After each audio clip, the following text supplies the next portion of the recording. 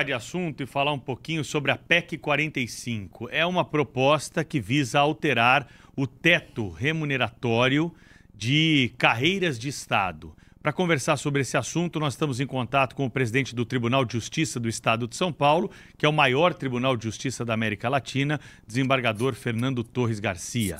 Muito obrigado por nos atender nessa manhã mais uma vez para conversar conosco sobre esse assunto importante, porque nós temos acompanhado algumas manifestações de representantes de carreiras públicas dizendo que pode haver um pedido de aposentadoria em massa se esta PEC for aprovada. Por que isso pode acontecer? Isso também deve acontecer no Tribunal de Justiça do Estado de São Paulo. Quais são as suas considerações? Muito bom dia, doutor Fernando.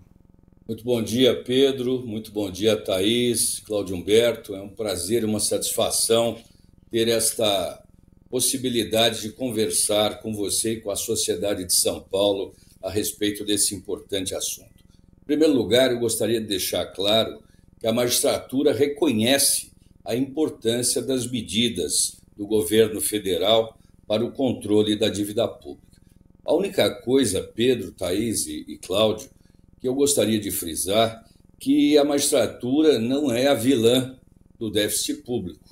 A nossa parcela dentro deste quadro é ínfima e não comportaria esse corte que se pretende com a emenda 45. De fato, a emenda vai nos tolher inúmeros benefícios consagrados por lei e reconhecidas pelo Conselho Nacional de Justiça, o que causaria um desânimo tremendo e uma impossibilidade de continuidade para aqueles que já têm tempo de aposentadoria. Vejam que no estado de São Paulo, como você bem frisou, o maior Tribunal de Justiça da América Latina e o maior do mundo em número de feitos, nós temos na ativa hoje 2.647 juízes. Caso essa PEC venha a ser aprovada, nós poderemos, de um dia para a noite, perder para a aposentadoria 547 magistrados. Nós estamos dizendo quase um quarto do contingente de magistrados do estado de São Paulo. E se levarmos isso para nível Brasil, só nos tribunais de justiça dos estados, sem contar a Justiça Federal, nós temos 12.681 magistrados estaduais no Brasil, dos quais 3.183 poderiam se aposentar imediatamente. Esse é o problema, e se houver essa fuga em massa, essa aposentadoria massiva, certamente a sociedade será frontalmente atingida. Os tribunais, os magistrados, a magistratura, nada mais fazem do que prestar um serviço público. É esse serviço que nós queremos preservar. Presidente, bom dia, bem-vindo aqui ao nosso programa. Muito bom dia, Cláudio.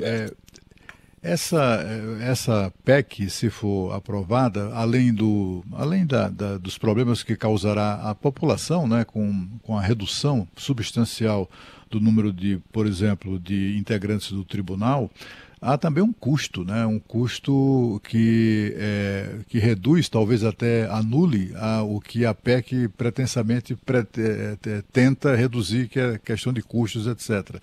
São Exato. 250 milhões por ano para a reposição nessas vagas de aposentados, é isso mesmo? É isso mesmo, Cláudio. Há um equívoco nesses cálculos que o governo faz, e o governo que propõe a PEC é o governo federal. Só que a conta virá para o governo estadual, porque quem paga a magistratura estadual, o orçamento do Tribunal de Justiça vem dos tributos recolhidos pelo Estado. Então, veja bem, você acertou o ponto principal dessa discussão. Nós teremos em São Paulo, para repor esses cargos, que chamarmos mais 547 magistrados, se todos se aposentarem. Além disso, hoje, nós já temos vagos 625 cargos. Eu estou falando, Cláudio, em cerca de 1.100 cargos.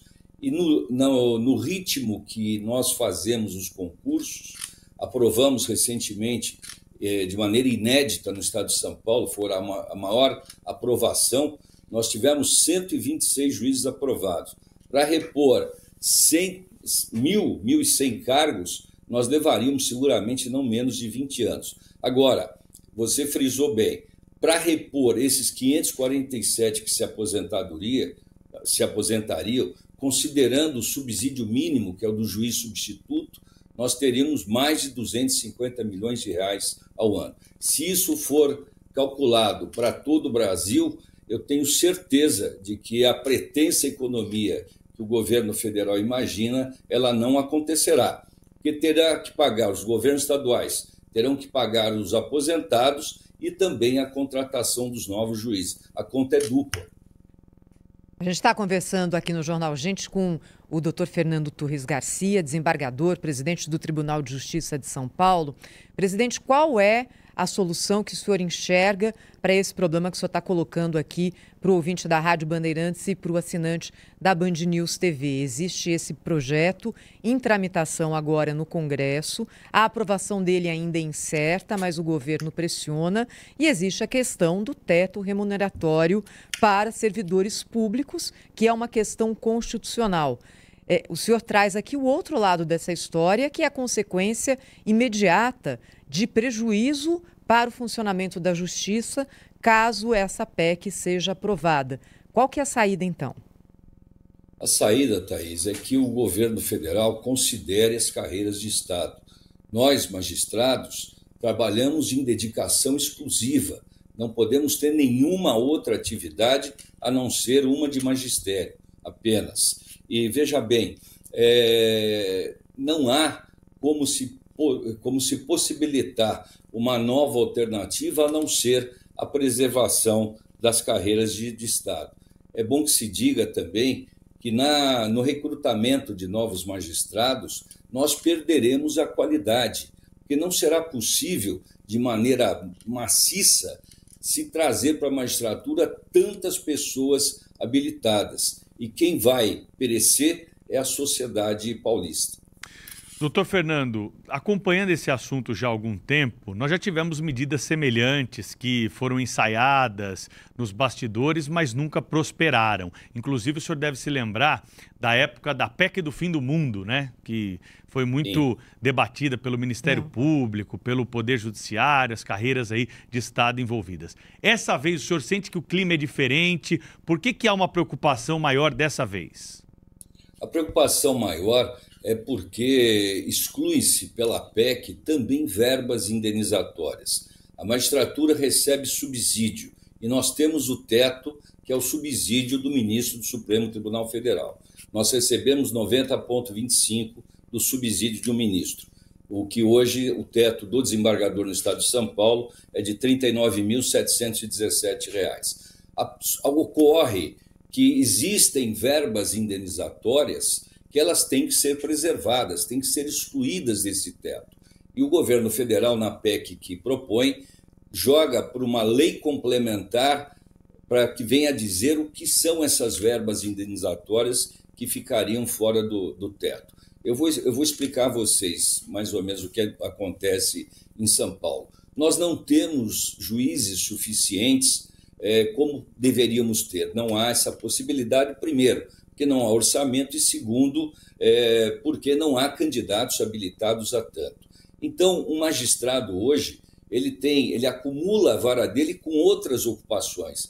Sem prejuízo da vara dele, por exemplo, ele presta serviço no juizado de pequenas causas, presta serviço nos núcleos de justiça 4.0, mediante uma compensação, mediante uma indenização. E isso estaria fora, eu não poderia mais fazer esse pagamento em razão do teto remuneratório. De maneira que todo esse trabalho sensível à população, juizado, imagine as causas de família, por exemplo, varas criminais, tudo aquilo que foge da rotina não poderia mais ser feito, porque eu não teria como remunerar a compensação ao juiz pelo fato de estar acumulando muito mais da função única da vara da qual ele é titular.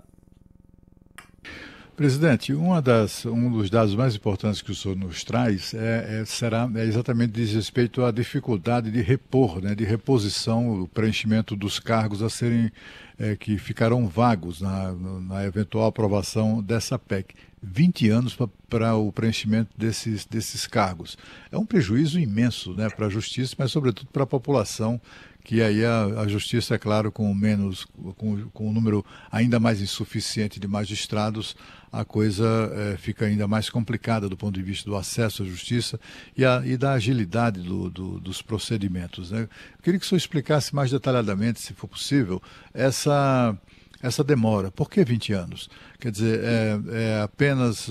A gente vê em diversos estados uma grande dificuldade da aprovação de candidatos nos concursos para a magistratura, porque os candidatos, muitos deles, nem sequer atingem o coeficiente mínimo que os qualifica ao exercício da função. Esse é um dos problemas, né? E eu queria saber exatamente isso. 20 anos... Por que essa dificuldade, para além, é claro, dessas conhecidas? Eu explico, Cláudio. Veja bem, todos os regramentos de concurso público da magistratura, esse regramento é feito pelo Conselho Nacional de Justiça. E são tantos os requisitos que um concurso hoje não dura menos do que 1 ano e meio. Por mais que a gente tente acelerar, abreviar as etapas do concurso, o último levou mais de 1 ano e meio. Então, se nós falarmos em 547 cargos vagos, que vagariam por conta de aposentadoria, mais os que já existem vagos, e fizermos um cálculo de 1.000 magistrados, nós certamente, em menos de 20 anos, não conseguiríamos repor esses magistrados que sairiam da carreira. Os requisitos são muitos e, infelizmente, como você muito bem ressaltou, porque você bem conhece o Poder Judiciário, nós não temos candidatos habilitados a ponto de se tornarem magistrados. O ministro Barroso sempre frisa que é uma bênção para a sociedade ter um juiz qualificado. É a garantia da prestação jurisdicional de forma célere e qualificada. Precisamos ter bons juízes e, para isso, precisamos remunerar bem. É o custo que é necessário para uma prestação de serviço essencial ao Estado democrático de direito, Cláudio Berto. Presidente, a gente aqui no Jornal Gente, claro, coloca todos os pontos de vista em discussão, abre espaço para as pessoas que são protagonistas nas suas áreas, para que elas falem também sobre assuntos muitas vezes polêmicos, e aí eu agradeço a boa vontade, o tempo do senhor de vir aqui a público falar sobre essa questão. O senhor sabe que são muitas mensagens que nós recebemos aqui na Band, na Rádio Bandeirantes, que tem esse contato tão próximo com os ouvintes, de pessoas que questionam essa possibilidade de que haja pagamentos na magistratura, no Ministério Público, em outros setores do Judiciário, acima daquilo que é o teto constitucional. Eu queria ouvi-lo a respeito dessa questão, presidente. O que eu friso, Thaís, e é isso que precisa deixar muito bem claro, a sociedade precisa entender isso, o subsídio respeita o teto, sem dúvida alguma. O que existe, como eu acabei de dizer, são acúmulos de funções que são indenizados. O ministro Barroso, agora, nós tivemos na segunda e terça-feira o Encontro Nacional da Magistratura, ele apresentou números alarmantes do que trabalha um juiz brasileiro. Eu não tenho esses números aqui, mas, grosso modo, enquanto um juiz europeu tem sob sua responsabilidade, no máximo 100 ações por ano, o juiz brasileiro tem mais de 4.000. E não é possível suprir a falta de juiz do dia para a noite. Então, solicita-se a colaboração dos nossos magistrados para que acumulem funções, que enquanto ele acumula uma função de 2, 3 juízes, ele excede o tempo de trabalho dele e muito.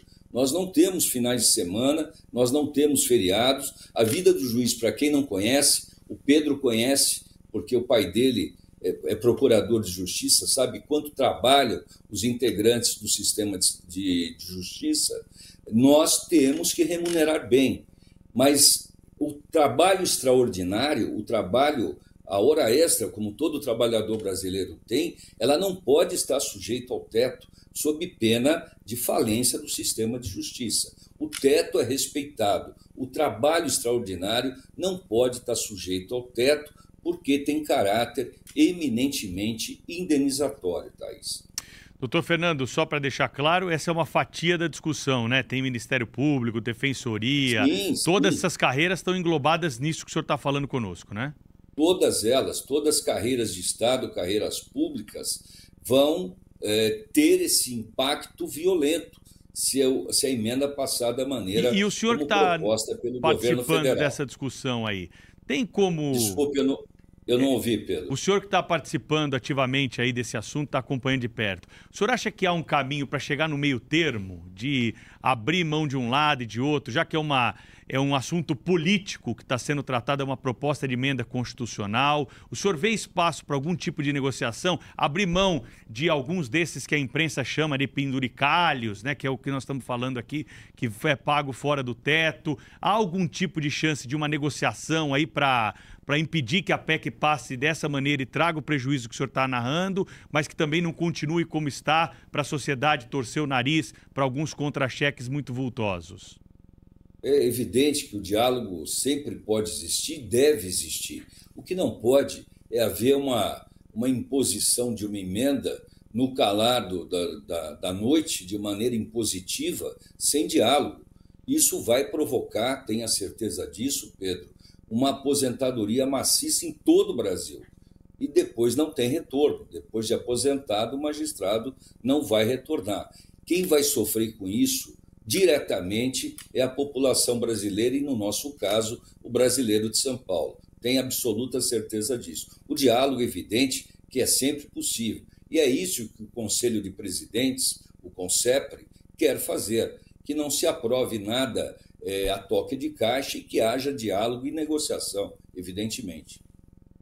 Fernando Torres Garcia, presidente do Tribunal de Justiça do Estado de São Paulo, esteve conosco para tratar desse assunto polêmico da PEC 45, que está tramitando aí no Congresso Nacional e ontem acabou não sendo votada na Comissão de Constituição e Justiça. Nós vamos continuar acompanhando o assunto. Obrigado pela entrevista, presidente. Até uma próxima. Muito obrigado, Pedro, Thaís, Cláudio. É sempre uma honra para o Tribunal de Justiça poder esclarecer a sociedade paulistana. Muito obrigado. Obrigada. Obrigado, presidente. 9h27. O Jornal Gente tem sequência daqui para frente na Rádio Bandeirantes, na Band News TV. Vem aí o Radar com a Roberta Russo.